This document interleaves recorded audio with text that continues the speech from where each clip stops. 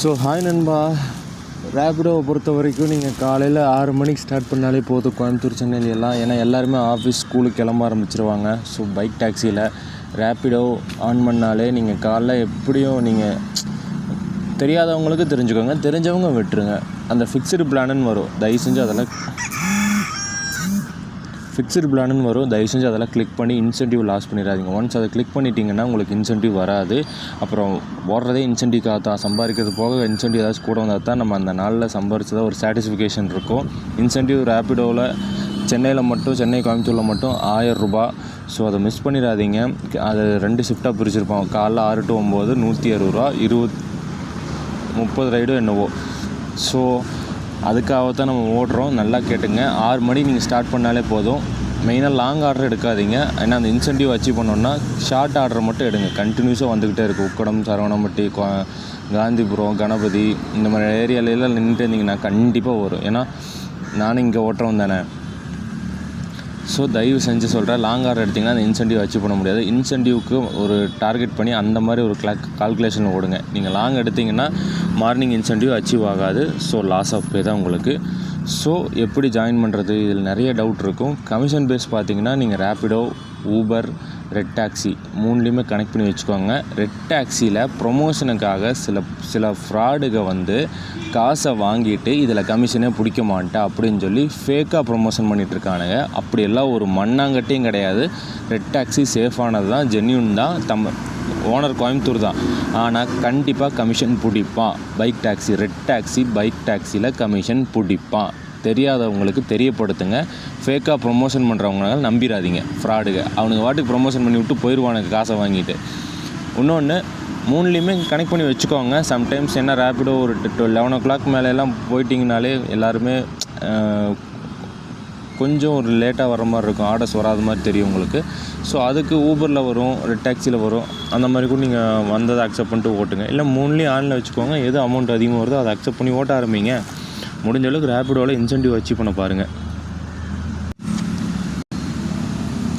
And moreover 3லேயுமே Red Taxi, Uber, ரேபிடோவில் பார்த்தீங்கன்னா கமிஷன் பேஸ் பார்த்தீங்கன்னா ஊபரில் கமிஷன் எடுக்க மாட்டான், ரொம்பவே கம்மியாக தான் எடுக்கிறான் எனக்கு தெரிஞ்சு ஊபரில்.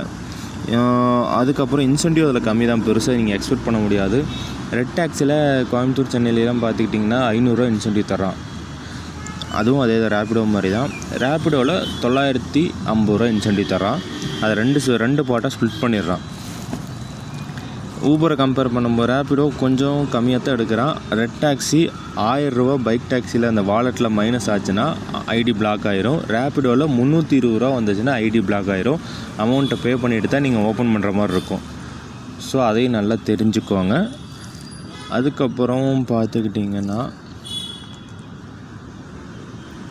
கிலோமீட்டருக்கு 10 ரூபி தர்றான். ஏன்னா ஊபர் வந்து இன்னும் ஃபேமஸ் ஆகலை சென்னை கோயம்புத்தூர்லாம். ஒரு சில ஏரியாவில் மட்டும்தான் வரும். ஏன்னா லாங்கெல்லாம் போய் விட்டுட்டிங்கன்னா வர்ற ஒரே ஒரு சர்வீஸ் பார்த்தீங்கன்னா ரேபிடோவும் ரெட் டாக்ஸியும் தான்.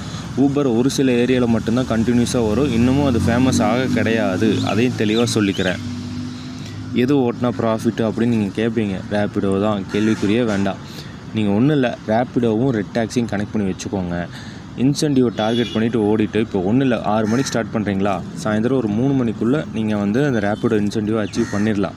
கண்டிப்பாக பண்ணிடலாம். நானே சொல்கிறேன், நானும் ஓட்டுறவன் தான். ஸோ அது முடிச்சிட்டிங்கன்னா ரெட் டாக்ஸி ஆன் பண்ணி வச்சுக்கோங்க. ஓட்டுற அமௌண்ட் கூட இன்சென்டிவ் வருமில்ல, 1000 ரூபா, 1500 ரூபா ஒரு நாளைக்கு சேவிங்க. மீதி கையில் இருக்கிற அமௌண்ட்டை நீங்கள் வீட்டு செலவுக்கு வச்சுக்கலாம். ஒரு நாளைக்கு 1000 ரூபா சேவிங்ஸாலே நீங்கள் வந்து ஒரு 3 வருஷத்துக்கு நீங்கள் சேவ் பண்ணும்போது 1 கோடி ரூபா வந்துடும். இதுக்கு மேலே என்ன வேணும்? கடனே இல்லாமல் ஒரு வீட்டையே கட்டிடலாமே. அங்கெல்லாம் ஆர்டருக்கு பஞ்சமே இல்லை நண்பா. கோயம்புத்தூர் சென்னையில் பிழைக்காதவன் எங்கே போனாலும் பிழைக்க முடியாது. ஸோ அங்கெல்லாம் பைக் டாக்ஸிக்கு பஞ்சமே கிடையாது. நீங்கள் ஓட்டுறவங்கள சேஃபாக கொண்டுட்டு சேஃபாக விட்டுட்டிங்கனாலே போதும், எந்த பிரச்சனையுமே இருக்காது. உங்களுக்கு ரெகுலர் கஸ்டமராக அவங்களே கிடச்சிருவாங்க. தனியாக கால் பண்ணி கூட கூப்பிடுவாங்க. ஏன்னா நிறைய பேர்த்துக்கு புக் பண்ணும்போது சர்வீஸ் கிடைக்காது. அன்டைம்லாம் புக் பண்ணுவாங்க, நிறைய பேர் ரிஜெக்ட் பண்ணி விட்ருவாங்க. ரெகுலராக புக் பண்ணுறவங்களுக்கு உங்களுக்கே தெரியும். அண்ட் மோரோவர் பார்த்தீங்கன்னா எனக்கு தெரிஞ்சு லேடிஸ் 6 மணிக்கு மேலே ஓட்டாமல் இருக்கிறது, ஓட்டுறவங்க நிறைய பேர் இன்ட்ரெஸ்ட் இருக்குது. ஆனால் 6 மணிக்கு மேலே ஓட்டாதீங்க. ஏன்னா அன்டைம் ஆயிருமில்ல, உங்களுக்கு சேஃப் கிடையாது. கேபாக இருந்தால் கூட பிரச்சனை இல்லை. 6 மணிக்கு மேலே பைக் டாக்ஸி லேடிஸ் ஓட்டாதீங்க. ஒரு அளவுக்கு தான் ஸ்டாப் பண்ணிக்கோங்க. உங்களோட சேஃப்டி ரொம்ப முக்கியம் இல்லை.